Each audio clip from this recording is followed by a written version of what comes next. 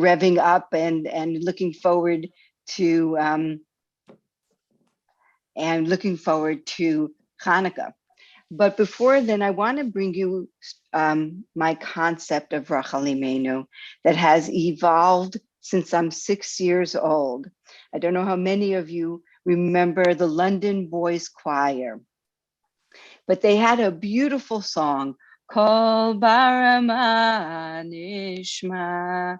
And there was a narrative in the song. They stopped and they talked about the Rashi on the pasuk in Yirmiyahu on Kol Barama Nishma. There's a voice heard over the horizon. Kol Barama Nishma, Nihi B'chi Tamrurim, bitter tears are heard. Rachel Mivaka al Baneha. Rachel is crying for her children. Me'ana lehinachem al baneha. She refuses to be comforted. Ki enenu, because they are gone. What's the context of this saying, of this pasuk in Yirmiyahu? Is that the Jews went out into Galus. And Rashi brings in a beautiful, beautiful understanding, because after the Kol Barama, it says, Ko amar Hashem, nikolech mi bechi ve'enayech midima. Stop your eyes from tearing and your voice from crying. Ki yesachar la'u'ulatech na'om Hashem, because there is a reward for your effort. V'shavu me'aretz oyev, and your children will return to Eretz Yisrael. So Rashi airs on the words kiyesh sachar pa'ulatech, there is a reward for your effort. What is it that Rachel Imenu did that she was able to get a reward for her efforts? And this is what Rashi and Radak bring out. There was a King Menashe in our history who put an idol in the Heichal, in the Beis HaMikdash, and God was fuming, and he refused to be comforted. Bahu avot va'imot lefayeset HaKadosh Baruch Hu al she'amid Menashe dmut behechal v'lo nitpayes. Our four mothers, Avram, Yitzchak, Yaakov, Sarah, Rivka, and Leah, came to appease HaKadosh Baruch Hu on the fact that King Menashe had put an idol in the Beis HaMikdash. V'lo nitpayes, HaKadosh Baruch Hu wouldn't be appeased, comforted. Ba'a Rachel va'amra. Rachel came and said, Ribono shel olam, rachamei merubim, Father of the universe, whose mercy is greater? Rachamecha, your mercy, or rachamei basar adam, or the mercy of the human being. Hello, ani echnachti tzarati leveiti, shekol ha'avoda she'avad Yaakov et avi, lo avad ela bishvili.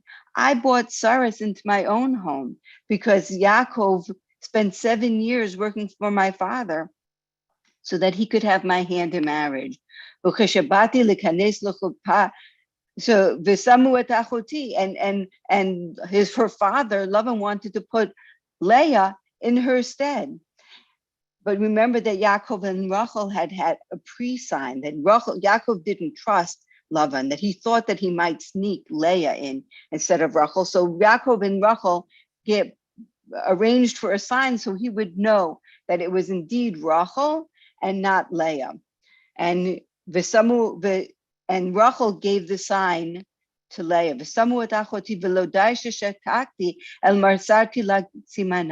It wasn't enough that I kept quiet when my father put Leah in, but I gave her my signs. If your children brought Saras into your house in the form of an idol, shtok lahem, keep quiet, forgive them, just as I stayed quiet for the benefit of Klal Yisrael and for the benefit of my sister having Yaakov as her husband. So too, if there's an idol brought into the Beis HaMikdash, be comforted, keep quiet. Ana HaKadosh Baruch Hu va'amar. Hashem said, Rachel yafel amadet sanageria. You learned your defense mechanisms well. Ki yesh sachar lepu'ulatech ne'um Hashem. There is a reward for your effort. V'shavu me'eretz hayeh, v'shavu vanam legvulam, and your children will return to Eretz Israel. So the first lesson we have to learn is that the neshamas survive our physical death, and they hover and they watch out for Klal Yisrael. And when we're in trouble, those neshamas can intervene on our behalf. But now that I've said this pasuk, I want to go back to the prequel, to what happened in many centuries before that built up to this moment in Yirmiyahu of Kol Bereshma Nishma. We're going to start with a eulogy that I heard maybe 40 years ago, given by Rabbi Pelkovitz for a very honored member, woman in our community. He brought the question, there was a time when the Beis HaMikdash was about to be destroyed, and the Talmidim of Rabbi Akiva were restless. They weren't paying attention to their studies. They were restless. So Rabbi Akiva went to them and said, what's the connection between Sarah Imenu and Esther? Well, we know the famous midrash of 127, that Sarah Imenu lived till 127 years, and that Rachel Imenu was the queen over 127 provinces. So the connection is 127. But why is there such connection? And what does it have to do with the Talmidim of Rabbi Akiva being restless? We say that for every year of 127 years that Rachel Imenu did mitzvos on this earth, she was actually vibrant like a youngster, and she should have been depressed. Why? She's doing all of these mitzvahs, all of these chesed. 100 years go by and she has no children. So she has no legacy. And I'm someone who talks about legacy. My whole job is to ensure that people are happy with their legacy, that they're happy with giving over their assets and Torah to their next generation. So it was sad for Sarah Imenu to do all of this work and have no one to give it over to, not a child to give it over to, but she did it nevertheless. And she did it in the schus for all of us in the future. Eventually she did have children, but it wasn't her purpose in life to do her mitzvot and her chesed as a legacy for her own children while it was being done, because she didn't have children her whole life. It was really for all of us in the generations to come, for the merit of Esther, who saved all Klal Yisrael. So why is it that Rabbi Akiva was talking to the Talmidim at that point? Because the Talmidim had some kind of Ruach HaKodesh, and the Talmidim knew that there was a destruction coming. In their minds, they're saying, why am I doing this? Why am I learning Torah if our Beis HaMikdash is about to be destroyed? And the answer is for the legacy, for the future, to be mizakeh the rabbim, to have other people have the schus and the merit of their learning Torah, for us to have the schus of Sarah Imenu. So what does all of that have to do, Sarah and Esther, with Rachel? And the answer is there was a way station. It went from Sarah to Rachel to Esther. And this is how it happened. So we know that would we not take a bullet for our children, chas v'shalom? Do we not daven for them? Do we not ask that HaKadosh Baruch Hu grant that they give Yiddish nachas to themselves and to us and to all Klal Yisrael? So the story of Rachel and how she got to the point of being able to speak to HaKadosh Baruch Hu on our behalf started with something that wasn't very nice, which is that Rachel didn't have children and Leah did. One day, Reuven comes in with dudaim, with mandrakes, and Leah gets jealous. She says she wants the mandrakes. She wants the dudaim. She goes to Reuben and she says, can I have your dudaim? He says, I'll give you the dudaim if you agree to allow me to take the bed, my father's bed, out from your tent and put it in my mother Leah's tent. And Rachel agreed. And for that, the Torah tells us she lost her opportunity to be buried in Ma'arat HaMachpelah. Later on, the whole family, Yaakov and his children, are about to leave Lavan, and Rachel decides to do something good. She decides to steal from her father the idol so that he can no longer do idol worship. So she takes it from him. Then Lavan discovers that someone took his idol, and he runs after Yaakov saying, hey, you took our idol. And Yaakov says, no, we didn't take your idol. Go look. So Lavan searches. Rachel says, I can't get up from where I'm sitting because I'm in the way of women. I have my period and I'm not getting up. And he doesn't find the idol. But Yaakov says, if there is anyone who does have the idol, that person is going to die. You take the story with the dudaim and you take the story of the trafim, of the idols. And what does that work? Rachel is being punished. Why?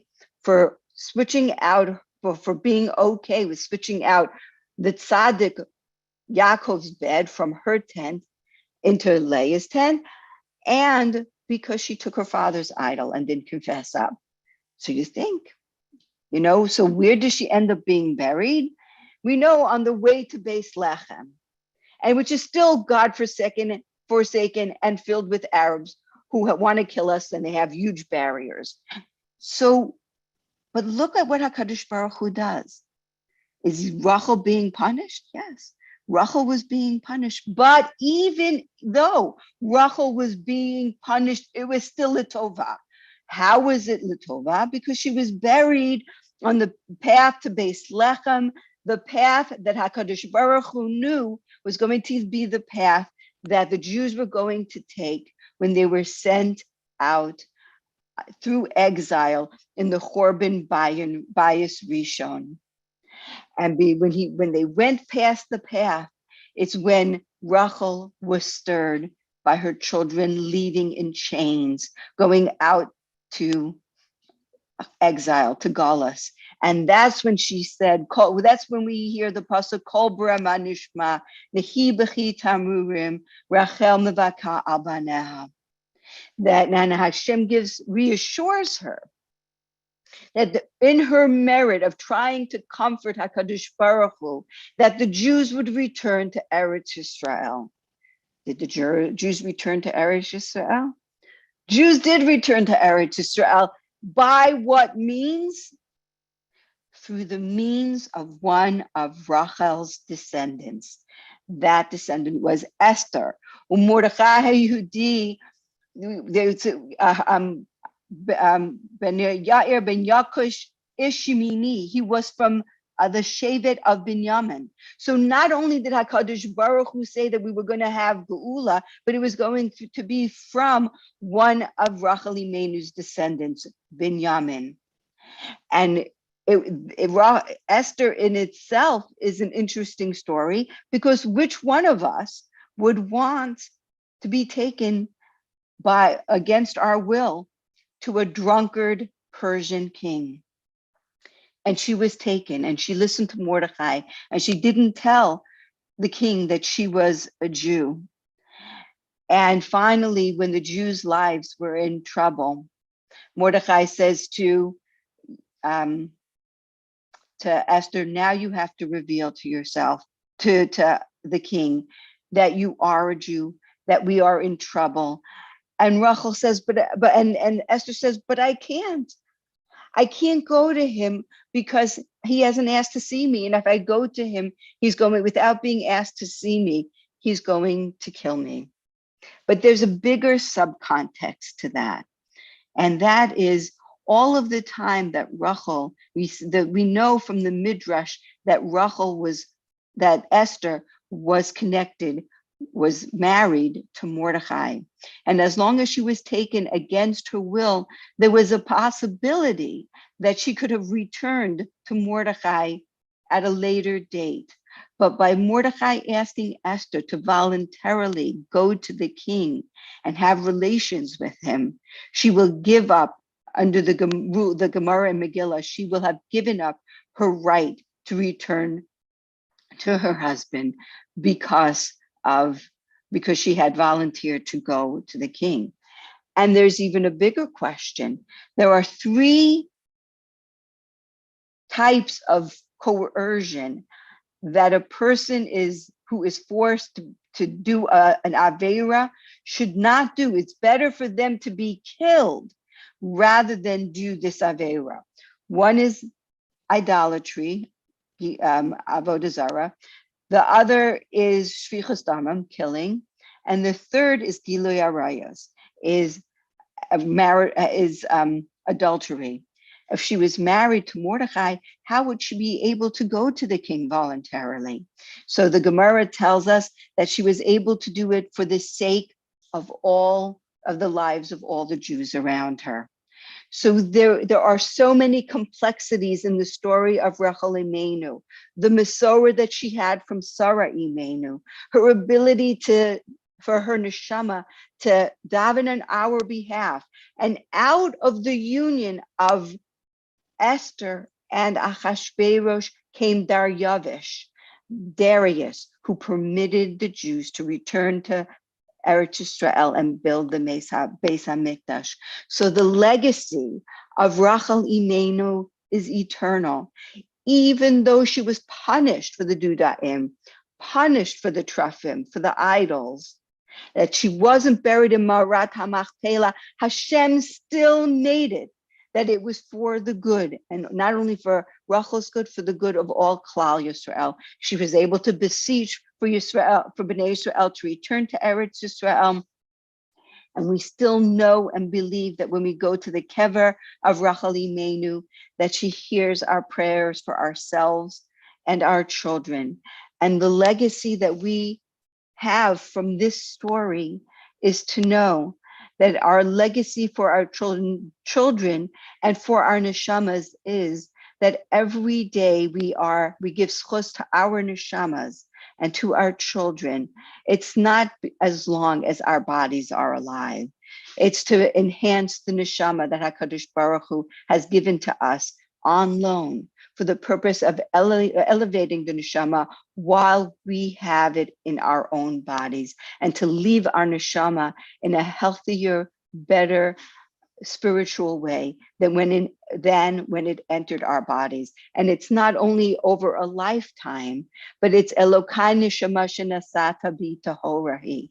Every morning we thank HaKadosh Baruch Hu for returning our neshamas to us, so that we can have an opportunity to take what HaKadosh Baruch Hu lent us, our neshamas, and to elevate it and to give it back to everyone, to give it back to HaKadosh Baruch Hu ad meya ve'esrim shana in an enhanced state. And that's the lesson that we learn from Rachel Imenu, that even when HaKadosh Baruch Hu punishes us, it's for our good and the good of Klal Yisrael, and it's good for our neshamas for eternity. And hopefully in schus of Rachel Imenu and Le'iloi Nishmas, my father, Harav Reuven ben Chaim, who I'm still in Avel for, and all the tzaddikim that are up in Shamayim, that they are davening to HaKadosh Baruch Hu with the imahos and avos and imaos, for us to have personal redemption and communal redemption